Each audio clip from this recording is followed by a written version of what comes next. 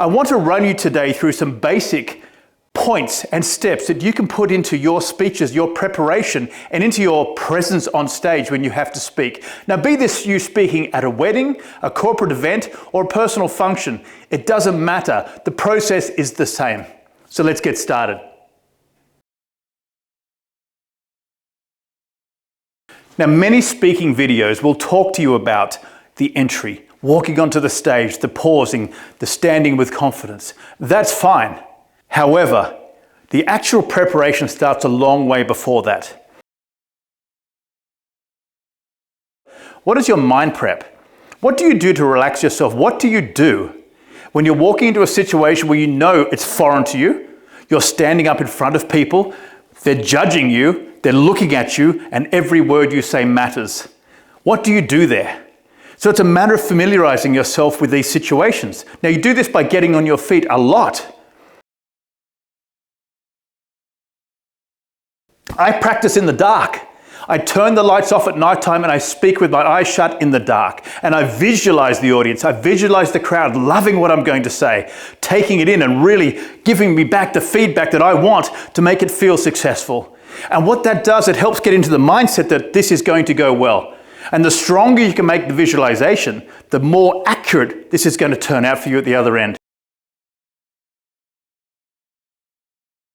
When you write a speech, it will come out sounding written.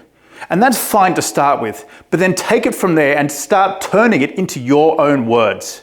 So it doesn't sound like it's being read from something. It doesn't sound like you are a sixth grader reading a school speech at a performance. It sounds fluid.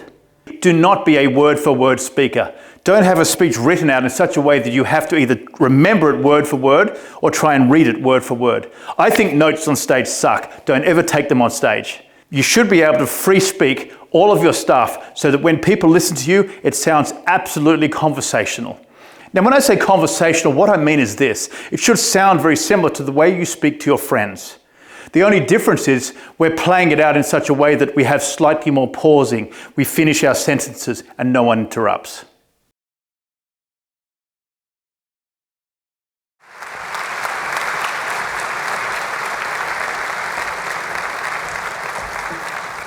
Now let's get into the fact of walking on stage. What happens when you walk out in front of people? Yes, there will be nerves. There's never a time when there aren't nerves. I don't care who you are, how often you've spoken, there's always nerves. We have to learn to make the butterflies fly in alignment. That's the key. For me, I changed my mindset from being, I'm scared, I'm fearful, to I'm excited and I'm pumped. Because physically, the response is the same from the body. The heart rate's gone up, the sweat's gone up, your eyes are getting big. It's this moment of panic. But what if you turn that into a moment of excitement? Wow, it's going to be great. I'm so happy to be here. I am pumped. It's a simple transition in the thought process. But in doing that, when you walk out on stage, you will be excited. Now, let's go to the next step past this. What are you excited to do? You see, many people get out on stage to speak and they're selling products from the stage, they're pitching all of their own stuff up there. No. When you go out on stage, you're going out to give. How am I going to give this audience something that didn't have before? How am I going to give this audience something that they can take with them to make their life better, to make their business better? So I'm truly there to give. You know, in my opinion, way too many people speak on stage with what I call the three-finger deal. They've got one finger pointing at the audience, but three pointing back at themselves, saying, what can you give to me? We need to open that up and create a hand. We need to truly and honestly be there to speak for the people. And if you do this, the nerves go away because you're there to teach, you're there to give. And it doesn't matter whether you're the greatest speaker in the world or not. If you're there to deliver from your heart, people will take it on. If you're there to deliver honestly, people will listen because you will have conviction in what you say. So remember these points because they're massively important.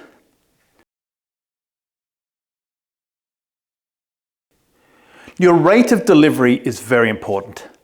If you want people to take your information on board, if you want people to be able to follow you, now this is also country dependent. If you are speaking in a foreign land and they are secondary English speakers or vice versa, remember to slow down your rate of delivery. Utilize your pauses. Really make use of that and enunciate all of your words. The trouble we have, especially in Australia, is we have this great ability of turning T's into D's, trimming the ends off words. Here we go to Australia, mate. We take all our words and we trim them down and we make them uglier. Now, sure, it's a quirky trait to us, which is fantastic. It puts us on the map. However, when you're speaking to an audience, you must remember, use the entire word. Enunciate your words so people can follow. And your rate of delivery makes a difference. So remember, 120 to around 140 words per minute is about where you want to sit. There are times you may want to ramp up whilst telling an energetic story. There may be times you want to slow down when you're trying to encourage people to sit in and listen. There may be times when you can use all of these to really inspire people with a message, but it's all part of a craft. So this is where all of that stuff comes into play. Your rehearsal, your mindset, everything we've talked about before this, leading up to this point, comes into play. And we haven't even gotten into our speech yet. We're just discussing rate of delivery. So remember, don't speak too fast. Eye contact. Now this is one of the final points I want to make just for today's video. Now all of these things we've done, we haven't even said a word yet, but you have been judged already. Now I've heard numerous times people saying, just look over the audience, just look left and look right. No, it doesn't work that way. Back in the start, especially when TEDx speakers were about, they would spend the whole time doing what I call the 12-foot shuffle or the tennis match. They were pacing the floor up and back, never ever making eye contact with the audience. If you don't look at someone, they don't attach to you, they aren't engaged by you, and they turn off. You must engage the entire audience. Now, how do we do that?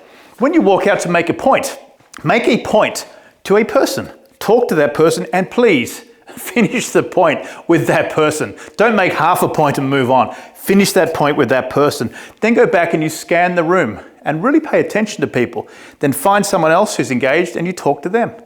And as you move back, as you get more experience, and if you start speaking to 1 to 2 to 3 to 5,000 plus people, you start working in blocks the further back you move. So up at the front, you're using individual people. As you move back, it becomes slightly more, and then as you go to the back of the room in the auditorium, it becomes the entire block of people. Now your hand movements work in conjunction with that, but remember, always be you. If your hands don't do these movements, don't throw them in. It has to be organic to you. Too many people I have seen doing all these orchestrations like they're selling something or conducting an orchestra. Don't be that. Be you. When you speak, be you. When you deliver, be you. Physicality, be you. People are wanting to see you, not a facade of you, not a replication of somebody else. Sure, if you find other speakers that you have things in common with or that you admire or take things from, that's great. But embody them and make them yours. Don't just be a clone or a copy.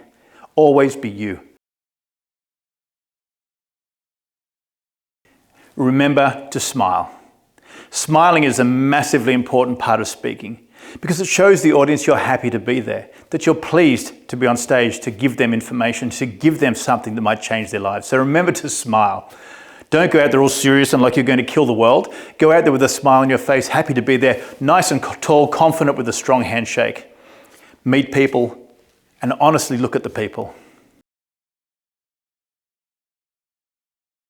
So let's have a quick recap. Okay, preparation. The separation is in the preparation. If you don't visualize, if you don't rehearse your speech, if you don't trim it down and make the words yours and stop doing a written speech, you will have a hard time. If you don't visualize it being a successful, wonderful experience and you were there to give, then it's going to be a tough time. So walk out on stage, be happy, be prepared, be ready, and take the moment to look at the audience and go, wow, I'm so lucky to be here. Thank you for the opportunity. And if you think like that and you're there to give, then you will always have a great time. Sure, some audiences will listen more than others. That happens. But if you can inspire and change the life of one person, just one in the audience, that's a win. You don't have to captivate the entire room. Help one person, you've changed a life. Remember that. So that's just for today. That's a start point. Now we haven't even gotten into the fact that we can have our stagecraft, utilizing the space, the energy we put out to the audience, all of the pieces that go into building this wonderful, wonderful experience we call presenting and speaking. And that's another section is PowerPoints. doing all of these things and how to transition, how to work with all of the pieces and how it all goes together to create this amazing audience experience. So we'll get to that as the weeks go on, but really today I wanted to start off with the pre-stage experience before we get out there and talk to an audience. So let's take this stuff on board, apply it to what you're doing now, and I hope it goes well for you. GVB, out.